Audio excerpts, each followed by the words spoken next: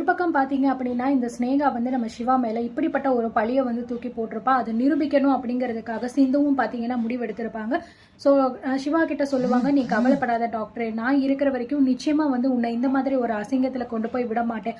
கண்டிப்பா நீ வந்து எப்படிப்பட்டவன்னு எனக்கு நல்லாவே வந்து தெரியும். அந்த ஸ்னேகா வந்து எப்படியாவது வந்து நம்மள பிரிச்சு உன் கூட அவ சேர்ந்துரணும் அப்படிங்கிறதுக்காக தான் இப்படிப்பட்ட ஒரு கேவலமான பொய்ய வந்து சொல்லியிருக்கா. நிச்சயமா வந்து இதுலேருந்து நான் உன்னை காப்பாத்துவேன். நீ எதுக்கும் வருத்தப்படாத" அப்படிங்கிற மாதிரி வந்து பார்த்தீங்கன்னா சொல்றாங்க. இல்ல சிந்து, இந்த ஸ்னேகா இப்படிலாம் வந்து பேசுவா அப்படின்னு நான் கொஞ்சம் கூட எதிர்பார்க்கல. ஏன் சிந்து என்ன மட்டும் வந்து இப்படிலாம் வந்து எல்லாருமே பண்ணிக்கிட்டு இருக்காங்க அப்படிங்கிற மாதிரி சொல்லி ரொம்பவே பார்த்தீங்கன்னா சிவா வந்து ஃபீல் பண்ணிக்கிட்டு இருப்பாரு. அதெல்லாம் ஒன்றும் ஆகாது டாக்டர். நிச்சயமா வந்து இதுக்கெல்லாம் காரணமே வந்து அவ தான். அவ வந்து இந்த மாதிரி சும்மா தான் பொய் சொல்லியிருக்கா அப்படின்னு நான் எல்லார் முன்னாடியும் நிரூபிக்கிறேன். அப்பதான் வந்து அவ வந்து எந்த அளவுக்கு கேவலமானவ அப்படிங்கிறது எல்லாருக்கும் தெரியும் அப்படிங்கிற மாதிரி வந்து சொல்றாங்க. ஸோ சிவாவும் பார்த்தீங்கன்னா அமைதியாவே வந்து உட்காந்துக்கிட்டு இருக்காரு. அண்ட் சிந்து வந்து யோசிக்கிறா, ஸ்னேகா வந்து இப்படி சொன்னது ரொம்ப பெரிய தப்பு. நிச்சயமா அவ பேசின பேச்சுக்கு பதில் நம்ம கொடுத்தே ஆகணும். டாக்டர் மேல எந்த தப்பும் கிடையாது. டாக்டர் எந்த தப்பும் பண்ணல அப்படிங்கிற விஷயத்த நம்ம எல்லார் முன்னாடியும் நிரூபிச்சு ஆகணும் அப்படிங்கிற மாதிரி பிளான் பண்றாங்க. ஸோ ஒரு பக்கம் இப்படி வந்து நடந்துகிட்டு இருக்க, இன்னொரு பக்கம் பார்த்தீங்க அப்படின்னா பைரவி கூட நம்ம ஆறுமுகம் ஒன்று சேர்ந்தே ஆகணும் அப்படிங்கிற மாதிரி முடிவு எடுத்து ரொம்பவா கஷ்டமான பரிகாரங்கள் எல்லாத்தையுமே பார்த்தீங்கன்னா நம்ம ஆறுமுகம் வந்து பைரவிக்காக வந்து பண்ணிக்கிட்டு இருக்காங்க. ஸோ இந்த மாதிரி ஒரு கோயிலுக்கு வந்து அன்னபூரணி வந்து நம்ம ஆறுமுகத்தை வந்து கூட்டிட்டு போயிருப்பாங்க. இந்த மாதிரி வந்து புருஷன் பொண்டாட்டிக்குள்ள வந்து பிரச்சனை, அவங்க 2 பேரும் ஒன்று சேரணும்னு நினைக்கிறாங்க.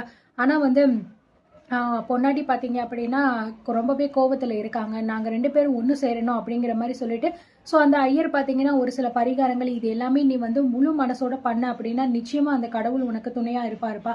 கண்டிப்பா நீ பண்ணீங்க அப்படின்னா புருஷன் பொண்டாட்டி 2 பேருமே ஒன்று சேர்ந்துருவீங்க அப்படிங்கிற மாதிரி வந்து சொன்னதுனால, சரி அப்போ வந்து கண்டிப்பா நான் வந்து இதை பண்றேன் அப்படிங்கிற மாதிரி வந்து சொல்லிட்டு அன்னபூரணியும் பார்த்தீங்கன்னா கூடவே இருப்பாரு. இங்க பாரு ஆறுமுகம், இது வந்து உனக்கு ஒரு நல்ல வாய்ப்பு.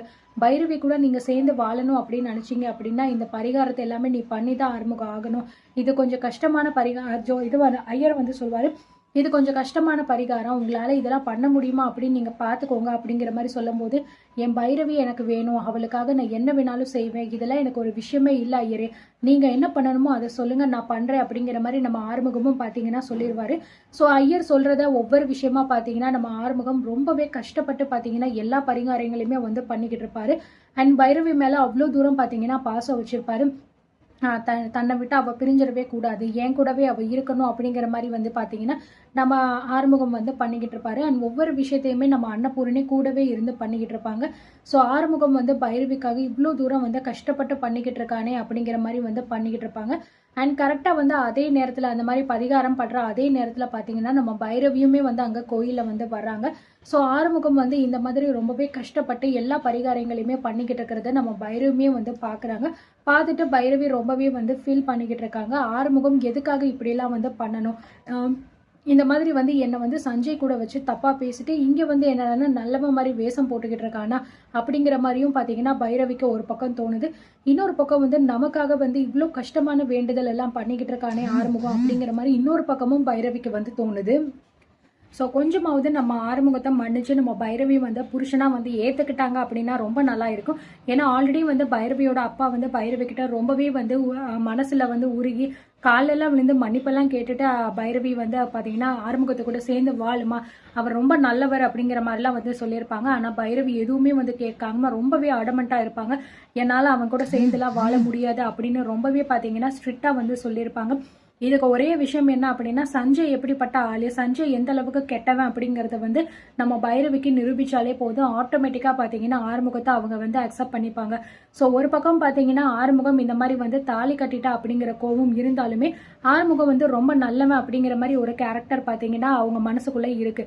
ஆனா இப்போ வந்து பாத்தீங்கன்னா இந்த மாதிரி சஞ்சய் கூட வச்சு தப்பா பேசிட்டா அப்படிங்கிறது மட்டும்தான் வந்து பைரவிக்கு இன்னும் அதிகமான கோபத்தை உண்டாக்கியிருக்கு. ஸோ இந்த சஞ்சய் வந்து என்ன மாதிரியான மோட்டிவ்ல நம்ம பைரவியை பார்க்கறான் பழகிறான் அப்படிங்கிற விஷயத்த பைரவிக்கு நிரூபிச்சிட்டாலே போதும். நிச்சயமா வந்து பார்த்தீங்கன்னா அப்போ நம்ம ஆறுமுகம் சொன்னது உண்மைதான் போல இருக்கு. சஞ்சய் தான் இதுக்கெல்லாம் காரணமா, நம்ம ஆறுமுகத்தை இப்படி தப்பா பேசியிருக்க கூடாது அப்படின்னு சொல்லிட்டு பார்த்தீங்கன்னா இவர் ரொம்ப நல்லவன் அப்படிங்கிற மாதிரி தெரிஞ்சுக்கிட்டு உண்மையிலேயே சேர்றதுக்கு வாய்ப்புகள் இருக்கு. இதை தவிர வேற என்ன பண்ணா வந்து 2 பேரும் சேருவாங்கன்னு தெரியல. ஏன்னா இந்த மாதிரி பரிகாரங்கள் இதெல்லாம் பண்றதை விட்டுட்டு உண்மையிலேயே வந்து சஞ்சயோட மோட்டிவ் என்ன, அவன் எதுக்காக இதெல்லாம் வந்து பண்றான். ஸோ ஆறுமுகத்துக்கும் பைரவிக்கும் ஊடல வந்து நிறைய டைம் பிரச்சனையை ஏற்படுத்தி விட்டுருக்காங்கல்ல, அது எல்லாத்தையுமே சஞ்சய் அவ வாயாலேயே வந்து சொல்றது தான் வந்து கரெக்டா இருக்கும். இதுதான் இதுக்கு ஒரு முடிவா இருக்கும்னு நான் நினைக்கிறேன். அண்ட் இதை பத்தி நீங்க என்ன நினைக்கிறீங்க அப்படிங்கறத கமெண்ட்ல சொல்லுங்க.